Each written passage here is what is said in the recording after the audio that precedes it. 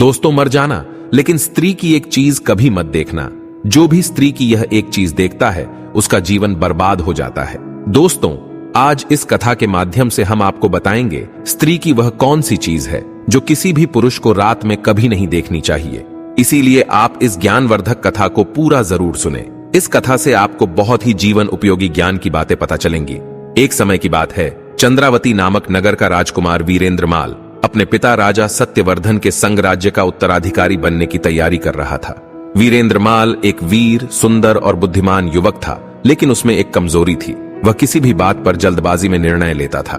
एक दिन अपनी सेना के साथ शिकार के लिए पड़ोसी नगर के जंगलों में गया।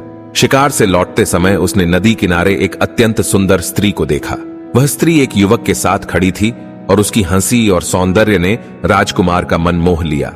राजकुमार महल लौटते ही अपने पिता से कहता है, पिताजी, मैंने आज एक अद्वितीय सुंदर स्त्री देखी। मैं उससे विवाह करना चाहता हूँ। कृपया शीघ्र ही मेरे लिए उसका हाथ मांगिए। राजा सत्यवर्धन ने गंभीरता से कहा, पुत्र, केवल सुंदरता देखकर किसी से विवाह नहीं करना चाहिए। एक स्त्री का कुल, चरित्र और उसका स्वभाव भी उतना ही महत्वपूर्ण है। तुम्हें उस स्त्री के बारे में और जानना चाहिए। लेकिन राजकुमार ने कहा, पिताजी, मैं पहले ही निर्णय ले चुका हूं, मुझे उससे विवाह करना है। राजा ने अंततः अपने पुत्र के हठ के आगे हार मान ली और स्त्री के परिवार से संपर्क करने का निर्णय लिया। कुछ दिनों बाद राजकुमार महल के उद्यान में टहल रहा था। अचानक उसने देखा कि एक विशालकाय कौवी जमीन पर बेहोश पड़ी है। राजकुमार ने तुरंत पास के झरने से पानी लाकर कौवी के मुंह पर छिड़का। धीरे धीरे कौवी होश में आई, लेकिन राजकुमार तब चौंक गया जब उसने सुना कि कौवी मनुष्य की आवाज में बोल रही है। कौवी ने कहा, हे राजकुमार, आपने मेरी जान बचाई है। मैं आपकी यह कृपा कभी नहीं भूलूंगी। बताइए, मैं आपके लिए क्या कर सकती हूँ? राजकुमार कौवी के रहस्यमयी स्वभाव से हैरान उससे बोला, हे कौवी, तुम कौन हो और मनुष्य की आवाज में कैसे बोल सकती हो? कौवी ने उत्तर दिया, राजकुमार, मेरा यह रहस्य जानने का समय अभी नहीं आया है, लेकिन आपने मुझ पर जो उपकार किया है उसके बदले मैं आपकी सहायता अवश्य करूंगी। कहिए, मैं आपके लिए क्या करूं? राजकुमार ने उसे उस स्त्री के बारे में बताया जिसे वह नदी किनारे देखकर मोहित हो गया था। उसने कहा, हे कौवी, मैंने उस स्त्री को देखा और उससे विवाह करने का निश्चय कर लिया है, लेकिन मेरे पिता कहते हैं कि केवल सुंदरता देखकर विवाह नहीं करना चाहिए। तुम क्या सोचती हो? कौवी ने गहरी सांस ली और कहा, हे राजकुमार, आपके पिता सही कहते हैं। केवल बाहरी सुंदरता देखकर निर्णय लेना सही नहीं होता। मैं आपको एक कथा सुनाती हूँ। इसे सुनने के बाद आप स्वयं तय करेंगे कि आपको उस स्त्री से विवाह करना चाहिए या नहीं। यह कथा है राजा विक्रमसेन, रानी मृगनयनी और उनके वफादार सेवक चंद्रदास की। सुनिए। पूर्व काल की बात है, कौवी ने कहा। एक नगर में राजा विक्रमसेन राज करते थे। वह अपने समय के सबसे दयालु और परोपकारी राजा थे। उनकी प्रजा उन्हें देवता के समान पूजती थी। राजा हर दिन अपनी प्रजा के सुख दुख का ध्यान रखते और उन्हें न्याय दिलाने में अग्रसर रहते। उनकी न्यायप्रियता और दयालुता की गाथा दूर दूर तक प्रसिद्ध थी। राजा विक्रमसेन के महल में एक वफादार सेवक था जिसका नाम चंद्रदास था। चंद्रदास न केवल राजा का सेवक था, बल्कि उनका सबसे बड़ा विश्वास पात्र भी था। वह हमेशा राजा की सेवा में तत्पर रहता और उनकी हर आवश्यकता को समझता। वह राजा की निष्ठा का जीवंत उदाहरण था। राजा विक्रमसेन का जीवन तब बदल गया जब उन्होंने एक दिन अपने दरबारियों से एक स्त्री की अप्रतिम सुंदरता की चर्चा सुनी। वह स्त्री दूर नगर में रहती थी और उसकी सुंदरता के चर्चे राजा के कानों तक पहुंचे थे। उस स्त्री का नाम मृगनयनी था। वह देखने में इतनी सुंदर थी कि उसे देखकर किसी का भी मन मोह जाए। उसकी बड़ी बड़ी हिरणी जैसी आंखें, लंबे काले बाल और उसके चेहरे की चमक ने राजा को इतना मोहित किया कि उन्होंने बिना किसी जांच पड़ताल के उससे विवाह करने का निश्चय कर लिया। राजा के मंत्रियों और सलाहकारों ने राजा को समझाने की कोशिश की। उन्होंने कहा, महाराज, केवल सुंदरता देखकर विवाह करना उचित नहीं है। स्त्री के कुल और चरित्र की भी जांच करनी चाहिए। लेकिन राजा विक्रमसेन ने किसी की नहीं सुनी। उन्होंने मृगनयनी से विवाह कर लिया और उसे रानी के रूप में अपने राजमहल ले आए। राजा विक्रमसेन अपनी नई रानी मृगनयनी से अत्यधिक प्रेम करते थे। वे हर सुबह उसके लिए अनमोल उपहार लाते और उसकी हर छोटी बड़ी इच्छा को पूरा करने का प्रयास करते। राजा का दिन रानी के साथ बीतता और रात को वे अपने कक्ष में उसकी सुंदरता की तारीफ करते हुए उसे लोरियां सुनाते। लेकिन मृगनयनी के मन में राजा के लिए कोई प्रेम नहीं था। वह राजा के इस अंधे प्रेम का लाभ उठाने लगी। धीरे धीरे उसने अपने स्वभाव और चरित्र का असली रूप दिखाना शुरू किया। रानी ने महल के एक सिपाही शार्दुल से गुप्त संबंध बना लिए। शार्दुल राजमहल का एक सैनिक था, लेकिन उसमें चालाकी और स्वार्थ भरा हुआ था। वह कहावत सत्य है कि अपना पति कितना ही गुणवान, बलवान, चरित्रवान हो, हर प्रकार से उसकी आज्ञा का पालन करता हो, लेकिन असती स्त्री नीच को ही गले लगाती है। असती स्त्री को केवल धूर्त, चालाक और उसका केवल उपभोग करने वाले पुरुष ही अच्छे लगते हैं। इसीलिए ऐसी स्त्री नीच पुरुषों के पास ही चली जाती है। कुछ ऐसे ही लक्षण थे रानी मृगनयनी के अंदर। जब राजा विक्रमसेन रात को गहरी नींद में होते, मृगनयनी शार्दुल को अपने कक्ष में बुलाती। दोनों फिर महल के एक गुप्त कक्ष में जाकर घंटों बातें करते और अपने संबंधों को छुपाए रखते। एक दिन चंद्रदास अपनी नियमित पहरेदारी करते हुए राजा के कक्ष के पास से गुजर रहा था। तभी उसे रानी की धीमी आवाजें सुनाई दी। आवाजें संदिग्ध लग रही थीं और चंद्रदास का मन बेचैन हो उठा। उसने सोचा कि यह राजा के आराम में विघ्न डालने वाला कुछ हो सकता है। वह धीरे धीरे राजा के कक्ष की ओर बढ़ा और एक छोटी सी खिड़की से झांक कर देखा। उसकी आंखें अविश्वास से चौड़ी हो गईं। वह देखता है कि रानी मृगनयनी अपने कक्ष में अकेली नहीं है, उसके साथ शार्दुल भी है। चंद्रदास को यह देख बहुत दुख हुआ। उसका दिल टूट गया कि राजा, जो मृगनयनी से इतना प्रेम करते हैं, उनकी रानी इतनी विश्वासघातिनी हो सकती है। चंद्रदास ने तय किया कि वह राजा को यह बात नहीं बताएगा। उसने सोचा, यदि राजा को यह सब पता चला तो उनके हृदय को गहरी चोट पहुंचेगी, वे टूट जाएंगे और अपना राज्य संभालने में असमर्थ हो जाएंगे। चंद्रदास ने अपने दुख को मन में दबाए रखा और रोज राजा की सेवा करता रहा। लेकिन हर बार जब वह मृगनयनी और शार्दुल को देखता तो उसका हृदय भारी हो जाता। रानी और शार्दुल के गुप्त संबंध जारी रहे। दोनों ने महल के गुप्त स्थानों में मिलना जारी रखा। चंद्रदास यह सब देखता, लेकिन राजा के प्रति अपनी निष्ठा के कारण वह चुप रहा। अब मृगनयनी और शार्दुल का गुप्त संबंध राजमहल के भीतर एक भयानक साजिश का रूप ले चुका था। दोनों हर दिन छिपकर मिलते और प्रेम संबंध किया करते, लेकिन उनके मन में अब एक नई योजना जन्म ले चुकी थी। उन्होंने सोचा कि यदि राजा को अपने रास्ते से हटा दिया जाए तो वे राजमहल और उसके वैभव पर अधिकार कर सकते हैं। एक दिन चंद्रदास अपनी नियमित पहरेदारी के दौरान महल के एक गुप्त कक्ष के पास से गुजरा। उसे वहां से धीमी धीमी आवाजें सुनाई दी। वह चुपचाप दीवार के पीछे जाकर खड़ा हो गया और मृगनयनी और शार्दुल की बातचीत को ध्यान से सुनने लगा। शार्दुल कह रहा था, अब और इंतजार नहीं, हमें राजा को खत्म कर देना चाहिए। जब वह सो रहा होगा तब मैं उसे मार डालूंगा। इसके बाद हम इस पूरे राज्य पर राज करेंगे। मृगनयनी ने सहमति में सिर हिलाते हुए कहा, हाँ, यह सही समय है, लेकिन ध्यान रहे, हमें यह ऐसा दिखाना होगा कि किसी को हम पर शक न हो। यह सुनकर चंद्रदास का खून खौल उठा। राजा विक्रमसेन, जो मृगनयनी पर अंधा विश्वास करते थे और शार्दुल को अपने सैनिकों में सबसे भरोसेमंद मानते थे, उनके प्रति ऐसा विश्वासघात देखकर चंद्रदास को गहरा आघात लगा। चंद्रदास ने तुरंत निर्णय लिया कि वह शार्दुल से अकेले में बात करेगा और उसे इस कुटिल योजना से पीछे हटने के लिए चेतावनी देगा। अगले दिन चंद्रदास ने शार्दुल को महल के एक कोने में बुलाया। शार्दुल ने उसे देखा तो चौंक गया, लेकिन अपने चेहरे पर कोई भाव प्रकट नहीं किया। चंद्रदास ने सीधे कहा, शार्दुल, मैंने तुम्हारी और रानी मृगनयनी की सारी बातें सुनी है। तुम्हारी योजना राजा की हत्या करने की है। मैं तुम्हें चेतावनी देता हूँ, यदि तुमने यह प्रयास किया तो मैं राजा को सब कुछ बता दूंगा। शार्दुल का चेहरा सफेद पड़ गया। उसने घबराहट भरी आवाज में कहा, तुमने जो सुना वह सही नहीं है, यह तुम्हारा भ्रम है। लेकिन चंद्रदास ने कठोर स्वर में कहा, मुझे झूठ मत बोलो शार्दुल, मैं राजा का वफादार सेवक हूँ और तुम्हारी यह साजिश मैं सफल नहीं होने दूंगा। शार्दुल, जो अब भयभीत हो चुका था, तुरंत मृगनयनी के पास गया और उसे पूरी बात बताई। उसने कहा, रानी साहिबा, चंद्रदास को हमारी योजना का पता चल गया है। उसने मुझे धमकी दी है कि वह राजा को सब कुछ बता देगा। हमें कुछ करना होगा। मृगनयनी, जो स्वभाव से ही क्रूर और चालाक थी, क्रोधित होकर बोली, चंद्रदास, वही सेवक जो राजा का इतना वफादार है, यदि वह राजा को सब कुछ बता देगा तो हमारी योजना विफल हो जाएगी। हमें पहले उसे रास्ते से हटाना होगा। मृगनयनी ने तुरंत एक योजना बनाई। उसने राजा विक्रमसेन को अपने कक्ष में बुलाया और एक गंभीर स्वर में कहा, महाराज, मैं बहुत दिनों से आपको कुछ बताना चाह रही थी, लेकिन संकोचवश कुछ कह नहीं पाई। आज मुझे अपनी असहजता आपसे साझा करनी होगी। राजा, जो मृगनयनी से अत्यधिक प्रेम करते थे, चिंतित होकर बोले, कहो प्रिय मृगनयनी, क्या बात है जो तुम्हें कष्ट दे रही है? मृगनयनी ने अपनी आंखों में झूठे आंसू भरते हुए कहा, महाराज, चंद्रदास, वह मुझ पर बुरी नजर रखता है। हर समय मेरे इर्द गिर्द मंडराता है। मैं बहुत असहज महसूस करती हूँ। मुझे लगता है कि उसकी नीयत साफ नहीं है। यह सुनकर राजा के चेहरे पर गुस्से की लकीरें खींच गईं। उन्होंने तुरंत कहा, यह कैसे संभव है? चंद्रदास तो सबसे वफादार और सम्मानित सेवक है। मृगनयनी ने बड़ी चतुराई से अपनी बात आगे बढ़ाई। महाराज, मैं आपकी तरह भोली नहीं हूँ।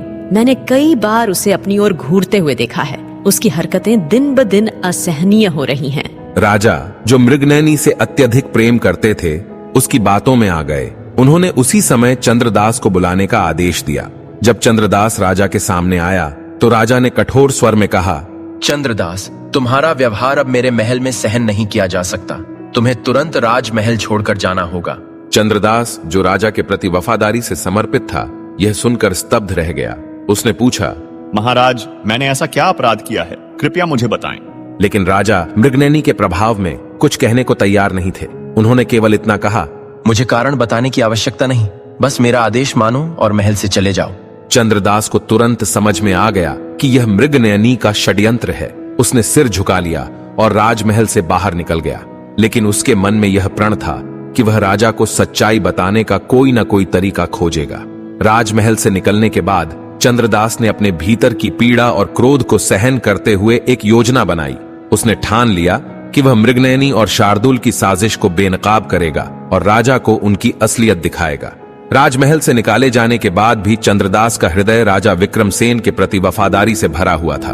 अपनी पीड़ा और अपमान को सहते हुए उसने तय किया कि वह मृगनयनी और शार्दुल की साजिश को बेनकाब करेगा। लेकिन उसे यह काम बहुत सावधानी और चतुराई से करना था। चंद्रदास अपने घर पहुंचा और अपनी पत्नी सुमति को पूरी घटना विस्तार से बताई। सुमति, जो बुद्धिमान और साहसी महिला थी, ने उसकी बात सुनकर कहा, हम राजा को सच्चाई बताएंगे, लेकिन हमें यह सुनिश्चित करना होगा कि हमारा हर कदम सही दिशा में हो। मृगनयनी और शार्दुल बहुत चालाक हैं और हमें उनसे भी अधिक चालाकी से काम करना होगा। सुमति ने एक साहसिक योजना बनाई। उसने कहा, मैं महल में दासी बनकर प्रवेश करूंगी। एक बार अंदर जाने के बाद मैं उनकी साजिश को उजागर करने का तरीका खोजूंगी। चंद्रदास, जो सुमति की बुद्धिमत्ता और हिम्मत पर विश्वास करता था, उसकी योजना से सहमत हो गया। सुमति ने साधारण कपड़े पहने और राजमहल में एक दासी के रूप में काम शुरू कर दिया। महल में प्रवेश करते ही उसने मृगनयनी और शार्दुल की हर गतिविधि पर नजर रखनी शुरू कर दी। सुमति ने देखा कि मृगनयनी और शार्दुल अब भी गुप्त रूप से मिलते थे और अपनी साजिशों की योजना बनाते थे। एक रात जब सुमति ने सुनिश्चित कर लिया कि मृगनयनी अपने कक्ष में है, उसने एक चिट्ठी तैयार की। चिट्ठी में लिखा था, राजा को तुम्हारे और शार्दुल के गुप्त संबंध का पता चल गया है। अब तुम्हारी मौत निश्चित है। जल्द ही राजा तुम्हारे खिलाफ कार्रवाई करेगा। चिट्ठी को लिखने के बाद सुमति ने चुपके से मृगनयनी के कक्ष में प्रवेश किया और उसे उसके बिस्तर पर रख दिया। अगली सुबह मृगनयनी ने चिट्ठी देखी। चिट्ठी पढ़ते ही उसका चेहरा सफेद पड़ गया। उसने तुरंत शार्दुल को बुलाया और घबराहट भरे स्वर में कहा, शार्दुल, हमें कोई देख रहा है। राजा को हमारे संबंध के बारे में पता चल चुका है। अगर यह सच है तो हम दोनों की मौत निश्चित है। शार्दुल ने कहा, यह कैसे हो सकता है? हमने हर बार सावधानी बरती है, लेकिन अब हमें जल्द ही कोई कदम उठाना होगा। मृगनयनी ने कहा, हमें राजा को रास्ते से हटाना होगा। यही हमारा एकमात्र विकल्प है और हम इसका आरोप चंद्रदास पर डाल देंगे। मृगनयनी और शार्दुल ने राजा की हत्या करने और इस अपराध का दोष चंद्रदास पर मढ़ने की योजना बनाई। उन्होंने सोचा कि इस प्रकार वे न केवल अपनी जान बचा लेंगे, बल्कि राजमहल और राज्य पर भी अधिकार कर लेंगे। शार्दुल ने कहा, हम रात को राजा के कक्ष में जाएंगे। जब वह सो रहा होगा तब मैं उसे मार डालूंगा। इसके बाद हम सबको बताएंगे कि यह चंद्रदास का काम है। राजा ने उसे महल से निकाला और बदले की भावना में उसने यह हत्या की। मृगनयनी ने इस योजना पर सहमति जताई और कहा, लेकिन हमें यह काम इतनी चतुराई से करना होगा कि किसी को भी हम पर शक न हो। सुमति, जो गुप्त रूप से उनकी बातचीत सुन रही थी, अब पूरी तरह से समझ चुकी थी कि मृगनयनी और शार्दुल राजा की हत्या करने वाले हैं। उसने तुरंत महल के एक सुरक्षित स्थान पर जाकर चंद्रदास को यह खबर दी। सुमति ने कहा, हे स्वामी, मृगनयनी और शार्दुल ने राजा की हत्या की योजना बनाई है और वे इसका दोष तुम्हारे सिर पर मढ़ने वाले हैं। हमें जल्द से जल्द कुछ करना होगा। चंद्रदास ने गहरी सांस लेते हुए कहा, अब हमारे पास समय बहुत कम है। हमें राजा को सच्चाई दिखाने का एक मौका मिलेगा। हमें इसे सावधानी से करना होगा ताकि राजा मृगनयनी और शार्दुल की साजिश को खुद अपनी आंखों से देख सके। चंद्रदास और सुमति ने एक जटिल योजना तैयार की। सुमति महल के भीतर मृगनयनी और शार्दुल की हर हरकत पर नजर रखती रही, जबकि चंद्रदास ने इस योजना के लिए आवश्यक कदम उठाए। इस योजना में न केवल मृगनयनी और शार्दुल की साजिश को विफल करना था, बल्कि यह सुनिश्चित करना था कि राजा को उनकी सच्चाई का पता चल सके। चंद्रदास ने राजा को इस बात की जानकारी देने का निर्णय लिया। चंद्रदास ने चोरी छिपे राजा विक्रमसेन के कक्ष में प्रवेश किया। राजा, जो पहले से ही मृगनयनी के झूठ से प्रभावित थे, चंद्रदास को देखकर क्रोधित हो गए। चंद्रदास ने विनम्रता पूर्वक कहा, महाराज, मैं आपकी जान बचाने के लिए आया हूँ। मृगनयनी और शार्दूल ने आपकी हत्या की योजना बनाई है। मैं आपके प्रति हमेशा वफादार रहा हूँ और आपसे अनुरोध करता हूँ कि मेरी बात पर विश्वास करें। राजा ने गुस्से में कहा, चंद्रदास, तुम पर मैं कैसे विश्वास करूं? मृगनयनी ने तुम्हारे बारे में जो बातें कही हैं, वे मेरे मन में गहराई तक बैठ गई हैं। तभी सुमति ने आगे बढ़कर कहा, महाराज, मैं आपको उनकी साजिश खुद अपनी आंखों से देखने का मौका दूंगी। कृपया आज रात मेरे कहे अनुसार करें। राजा सुमति की दृढ़ता देखकर सहमत हो गए। रात के समय चंद्रदास राजा के कक्ष में उनके बिस्तर पर लेट गया, जबकि राजा बिस्तर के नीचे छिपकर बैठ गए।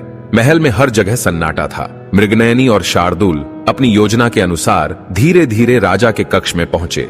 मृगनयनी ने कमरे में प्रवेश करते ही शार्दूल से कहा, देखो, वह सो रहा है। इसे मार डालो और इसका दोष चंद्रदास पर मढ़ दो।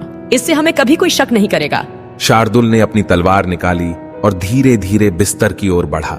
जैसे ही उसने तलवार उठाई, राजा बिस्तर के नीचे से निकलकर खड़े हो गए और गरजते हुए बोले, ठहरो। शार्दूल की तलवार उसके हाथ से गिर गई। मृगनयनी और शार्दूल दोनों के चेहरे पर भय साफ झलक रहा था। चंद्रदास भी बिस्तर से उठकर खड़ा हो गया।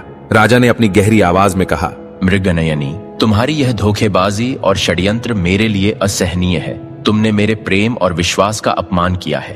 मैंने तुम्हें अपनी रानी बनाया, हर खुशी दी, और तुमने मुझे मारने की योजना बनाई। मृगनयनी ने कांपते हुए कहा, महाराज, मैं लेकिन उसके पास कोई जवाब नहीं था। राजा ने शार्दूल की ओर देखते हुए कहा, और तुम, जो मेरे भरोसेमंद सैनिक थे, तुमने भी मेरा विश्वास तोड़ा। तुम जैसे विश्वासघाती को मैं जीवित नहीं छोड़ सकता। राजा ने तुरंत अपने पहरेदारों को बुलाया और आदेश दिया, मृगनयनी और शार्दूल को तुरंत गिरफ्तार कर लिया जाए। मैं इन्हें पूरे राज्य के सामने न्याय दिलाना चाहता हूं। अगले दिन राजा ने पूरी प्रजा को राजमहल के सामने इकट्ठा किया। उन्होंने मृगनयनी और शार्दूल के कृत्य और साजिश का पूरा विवरण जनता के सामने रखा। राजा ने कहा, यह मेरी रानी थी जिसे मैंने प्रेम किया, और यह मेरा सिपाही था जिसे मैंने भरोसा दिया। दोनों ने मेरे विश्वास को तोड़ा और मेरे प्राण लेने का प्रयास किया। ऐसे विश्वासघात का केवल एक ही दंड है, मृत्यु। राजा ने मृगनयनी और शार्दूल को सूली पर चढ़ाने का आदेश दिया। इस घटना के बाद राजा ने चंद्रदास और सुमति को अपने दरबार में बुलाया। राजा ने चंद्रदास से कहा, चंद्रदास, तुमने न केवल मेरी जान बचाई, बल्कि इस राज्य को भी बचाया। तुमने साबित कर दिया कि सच्ची वफादारी क्या होती है। आज से तुम मेरे मुख्य सलाहकार होगे। उन्होंने सुमति की ओर देखते हुए कहा, और तुम सुमति, तुम्हारी चतुराई और साहस ने मेरे जीवन को बचाया। तुम्हारे योगदान के बिना यह सब संभव नहीं होता। मैं तुम्हारा जीवन भर ऋणी रहूंगा। कथा समाप्त कर कौवी ने कहा, हे राजकुमार, जैसे राजा विक्रमसेन ने केवल बाहरी सुंदरता देखकर मृगनयनी से विवाह किया और वह उनके जीवन में दुख और धोखा लेकर आई, वैसे ही आपको भी केवल सुंदरता देखकर निर्णय नहीं लेना चाहिए। मैं आपको सलाह देती हूँ कि उस स्त्री के कुल, चरित्र और आचरण की जांच करें, तभी विवाह का निर्णय लें। राजकुमार वीरेंद्रमाल कौवी की बातों से प्रभावित हुआ और उसने कहा, हे कौवी, तुमने मुझे सही मार्ग दिखाया। मैं उस स्त्री के विषय में और जानकारी प्राप्त करूंगा और फिर ही विवाह का निर्णय लूंगा। कौवी ने मुस्कुराकर कहा, सही निर्णय ही एक राजा की सबसे बड़ी शक्ति होती है। मैं हमेशा आपकी सहायता के लिए तत्पर रहूंगी। इसके बाद राजकुमार ने उस स्त्री के बारे में पता लगाया और पाया कि वह वास्तव में एक छल कपट में माहिर स्त्री थी। राजकुमार ने अपने पिता की बात मानकर उसका साथ छोड़ दिया। कौवी की बातों से प्रभावित राजकुमार वीरेंद्रमाल ने उसकी बुद्धिमत्ता और स्वभाव को समझ लिया, लेकिन कौवी की रहस्यमयी प्रकृति उसे भीतर तक विचलित कर रही थी। उसने दृढ़ता से कहा, हे कौवी, अब समय आ गया है कि तुम मुझे अपने रहस्य के बारे में बताओ। कौन हो तुम और क्यों इस कौवी के रूप में हो? कौवी ने गहरी सांस ली और कहा, हे राजकुमार, जब आप इतना आग्रह कर रहे हैं तो मैं आपको अपने जीवन का सत्य बताती हूँ। मैं पहले एक नगर की राजकुमारी थी। मेरा नाम चंद्रप्रभा था। मेरा राज्य सुख समृद्धि में डूबा हुआ था और मैं अपने माता पिता के साथ सुखी जीवन बिता रही थी। मेरी सुंदरता और गुणों की ख्याति दूर दूर तक फैली हुई थी। लेकिन मेरे राज्य में एक चुड़ैल रहती थी जो अपनी काली शक्तियों के लिए कुख्यात थी। चंद्रप्रभा ने आगे बताया, एक दिन वह चुड़ैल हमारे महल में आई और मेरे पिता से अपने लिए भूमि और धन की मांग की। मेरे पिता, जो न्याय प्रिय थे, ने उसकी मांग को ठुकरा दिया।